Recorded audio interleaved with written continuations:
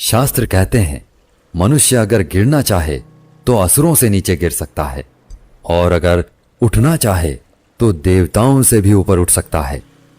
मनुष्य ही सृष्टि का एकमात्र प्राणी है जो परमात्मा तक की दूरी तय कर सकता है।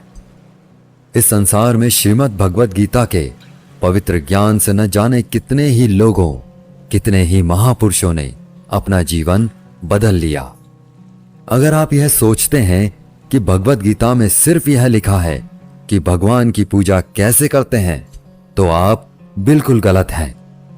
क्योंकि भगवद गीता सिर्फ एक किताब या एक धार्मिक ग्रंथ मात्र नहीं है, बल्कि इसमें वो पवित्र ज्ञान है, वो नॉलेज है जो इस पृथ्वी पर जितने भी लोग जन्म लेकर आते हैं उनको यह सिखाता है कि इस जीवन का असली मतलब क्या है या जीवन का असली मकसद क्या है। वास्तव में जीवन कैसे जिया जाता है, मनुष्य कैसे जीवन के हर क्षेत्र में सफल होकर खुशी और आनंद को प्राप्त कर सकता है। साथियों, मैं पूरा प्रयास करूंगा कि मैं बहुत ही आसान और सरल शब्दों में आप तक इस पवित्र ज्ञान को पहुंचा सकूं, और इसके साथ ही मैं आपको बताऊंगा कि कैसे आप विभिन्न अध्यायों से मिलने वाली सीख को अपने जीवन में वर्तमान समय के अनुसार उतार सकते हैं, अप्लाई कर सकते हैं। भगवत गीता के ज्ञान ने एक दुखी और मन से हारे हुए, धनुष नीचे गिरा देने वाले अर्जुन को महाभारत के महान युद्ध का सर्वश्रेष्ठ योद्धा और विजेता बना दिया। अगर आप भी अपने जीवन में किसी मकसद को लेकर आगे बढ़ रहे हैं, तो मेरा यकीन मानिए कि आप भी अपनी जिंदगी की समस्याओं के जंग के मैदान के अर्जुन हो, और इसीलिए अपने जीवन की हर समस्या के समाधान के लिए इस पवित्र गीता ज्ञान को जानना आपके लिए बहुत ही आवश्यक है। आप चाहे कोई बिजनेसमैन हो, नेता या अभिनेता हो, गृहिणी हो या स्टूडेंट हो, या फिर किसी भी आयु वर्ग के क्यों ना हो, इस पवित्र ज्ञान में सभी की समस्याओं के समाधान और सभी के प्रश्नों के हल मौजूद हैं। तो ऐसा क्या है आखिर भगवत गीता में, और इसका मतलब क्या है? श्रीमद् भगवत गीता के बारे में कहा गया है कि एकम शास्त्रम देवकी पुत्र गीतम, एको देवो देवकी पुत्र एव, एको मंत्रस्य नामानि यानि, कर्मापयेकम तस्य देवस्य सेवा। अर्थात एकमात्र शास्त्र जिसका गायन भगवान के श्रीमुख से हुआ है वो श्रीमद् भगवत गीता है। जब महाभारत के रण के मध्य में धनुर्धर अर्जुन युद्ध के लिए घबरा गए, तो भगवान श्री कृष्ण ने अपने श्रीमुख से जिस शास्त्र का गायन किया, जिस गीत का गायन किया, वो श्रीमद् भगवत गीता है। इस सृष्टि में पूजनीय एकमात्र देव हैं, वो भगवान श्री कृष्ण है। एकमात्र मंत्र है, वो उनका नाम है। एकमात्र कर्म है, वो प्रभु की आराधना है। श्रीमद् भगवत गीता का जितना भी अध्ययन किया जाए, जितना भी समझा जाए, उतना ही कम है।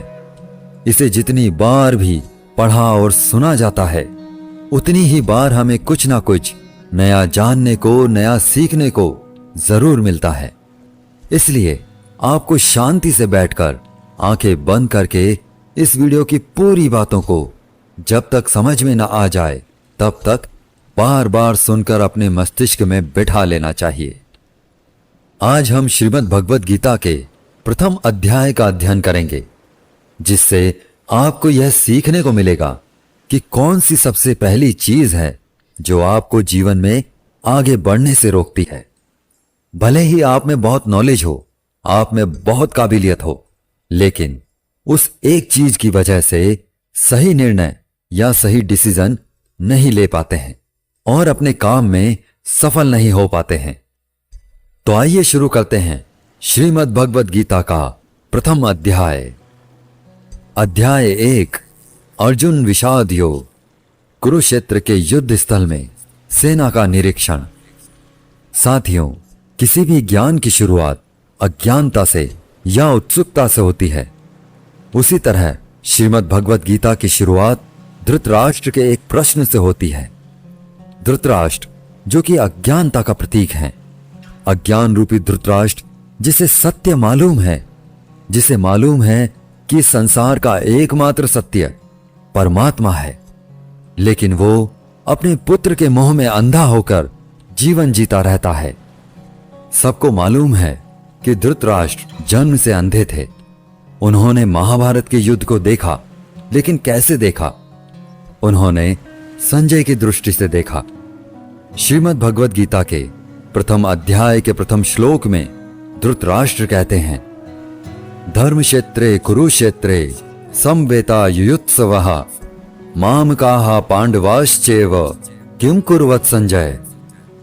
अर्थात, हे संजय, धर्म भूमि कुरुक्षेत्र में युद्ध की इच्छा से एकत्र हुए मेरे और पांडु के पुत्रों ने क्या किया? जैसा कि मैंने बताया कि धृतराष्ट्र अज्ञानता का प्रतीक है और संजय प्रतीक हैं संयम के, धैर्य के। जो अज्ञान है वह मन के अंदर है। अज्ञान से जो मन ढक चुका है वह धृतराष्ट्र है, लेकिन वह संयम रूपी संजय के माध्यम से देखता है, सुनता है, समझता है और जानने की कोशिश करता है कि सही रास्ता आखिर है क्या।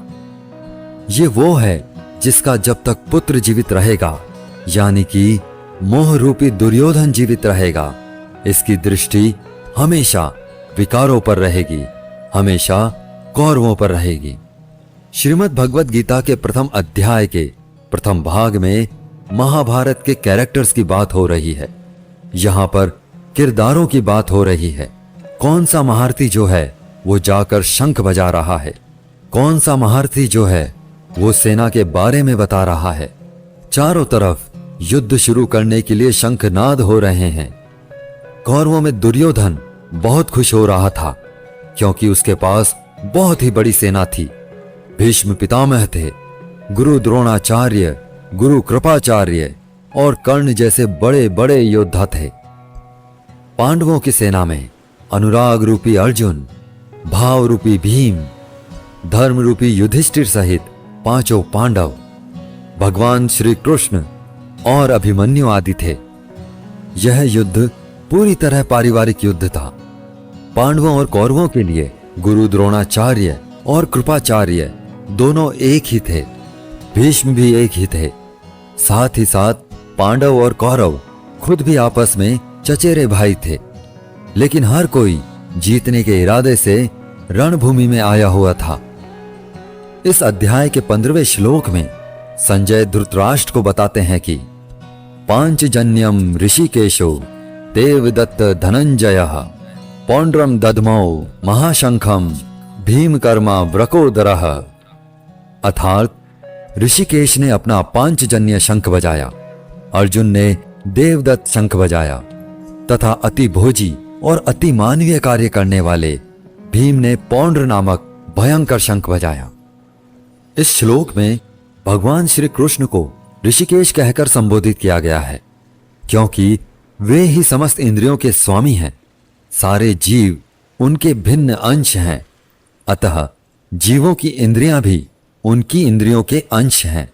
भगवान समस्त जीवों के हृदय में स्थित होकर उनकी इंद्रियों को निर्देशित करते हैं। यहां कुरुक्षेत्र की भूमि में भगवान कृष्ण अर्जुन की दिव्य इंद्रियों को निर्देशित करते हैं, इसलिए उनको ऋषिकेश कहकर संबोधित किया गया है। आप जैसे जैसे श्रीमद् भगवद गीता को पढ़ते जाएंगे तो आप समझते जाएंगे कि बहुत सारे किरदारों के बारे में आगे कोई बात नहीं हुई है। सिर्फ भगवान श्री कृष्ण और अर्जुन का ही संवाद सिमट करके रह जाता है, क्योंकि भगवान के श्रीमुख से जो शास्त्र निकला है वह सिर्फ और सिर्फ अनुरागी अर्जुन के लिए था। जब हम इसी प्रथम अध्याय के दूसरे भाग में आते हैं तो फिर बात होती है धनुर्धर अर्जुन की दुविधा की, उनके संशय की। अर्जुन जो है वो भगवान श्री कृष्ण से कहते हैं कि आप जो मेरा रथ है उसको ले जा करके दोनों सेनाओं के बीच में खड़ा कर दीजिए, मध्य में खड़ा कर दीजिए। मैं देखना चाहता हूं कि कौन कौन जो है वो इस युद्ध भूमि में आए हुए हैं। भक्त वत्सल भगवान श्री कृष्ण जो अपने परम मित्र अर्जुन के लिए इस युद्ध में उनका सारथी बनना स्वीकार करके अर्जुन के साथ सारथी के रूप में रथ पर स्थित हैं, वह अर्जुन के आग्रह अनुसार रथ को दोनों सेनाओं के मध्य में ले जाकर खड़ा कर देते हैं। अर्जुन देखते हैं कि दोनों तरफ जो हैं उनके अपने हैं। कोई काका है, कोई मामा है, कोई गुरु है, कोई भाई बंधु है। अर्जुन ने युद्ध के मैदान में जहां भी देखा वहां दोनों तरफ ही सिर्फ परिवार वाले नजर आ रहे थे। यह देखकर अर्जुन बहुत दुखी और व्याकुल हो जाते हैं। उनके हाथ से उनका धनुष गांडीव गिर जाता है, त्वचा जलने लगती है, बुखार आ जाता है। समझ में नहीं आता कि यह कैसा युद्ध है जिसमें दोनों तरफ अपने ही लोग खड़े हुए हैं। अर्जुन को भी भ्रम हो जाता है। वो भगवान श्री कृष्ण से कहते हैं कि मैं खड़ा नहीं रह पा रहा हूं, मैं समर्थ नहीं हूं, आगे देख नहीं पा रहा हूं। मुझे तो इस युद्ध का लक्षण भी उल्टा ही दिख रहा है, विपरीत ही दिख रहा है। मैं अपने कुल को मार करके कल्याण को नहीं पाना चाहता, और कुल को मारने से कब कल्याण मिलता है। धनुर्धर अर्जुन भगवान श्री कृष्ण को अपने से कम समझते हैं, क्योंकि अर्जुन ने अब तक भगवान श्री कृष्ण को सिर्फ अपना मित्र माना, सखा माना, इससे ज्यादा नहीं माना। अर्जुन को नहीं पता था कि इसी भगवत गीता में आगे चलकर 11वें अध्याय में इसी अर्जुन को जो अनुराग का रूप है, उसी को भगवान के विराट रूप के दर्शन होने वाले हैं। धनुर्धर अर्जुन जो है वो अपनी तरफ से तरह तरह के तर्क देते हैं कि कैसे भी मैं इस युद्ध से वापस चला जाऊं या इस युद्ध को टाल दिया जाए, लेकिन यह युद्ध अब टाला नहीं जा सकता था।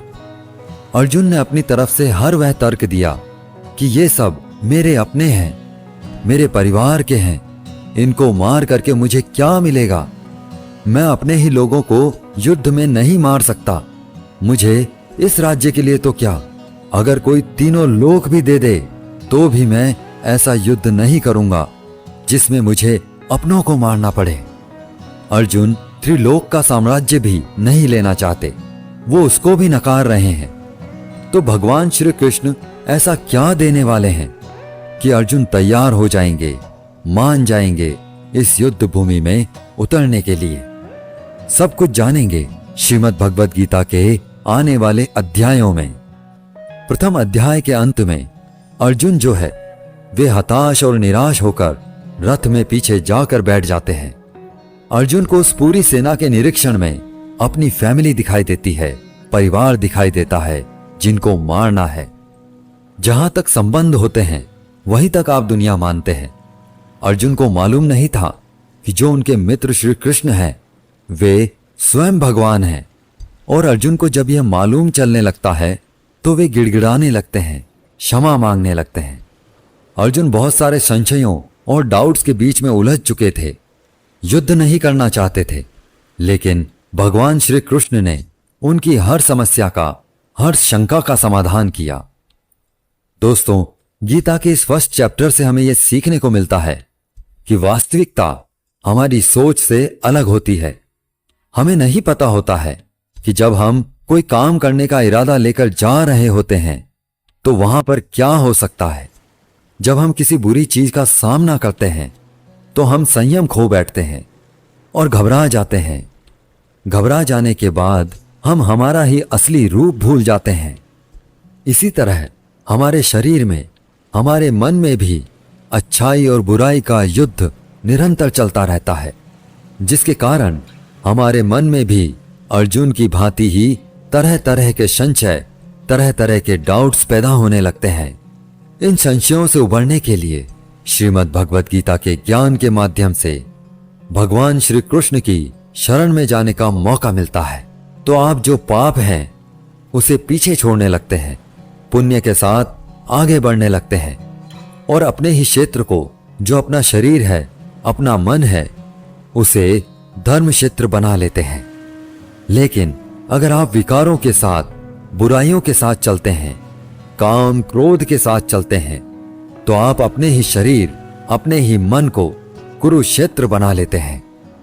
भले ही अर्जुन युद्ध कला में माहिर थे, मास्टर थे, और भले ही वह युद्ध करने के लिए मैदान में धनुष उठाकर चले आए थे, लेकिन युद्ध सिर्फ हथियारों के चलाना जानने से नहीं होता, उसके लिए इरादे भी चाहिए होते हैं, इमोशनल स्टेबिलिटी चाहिए होती है।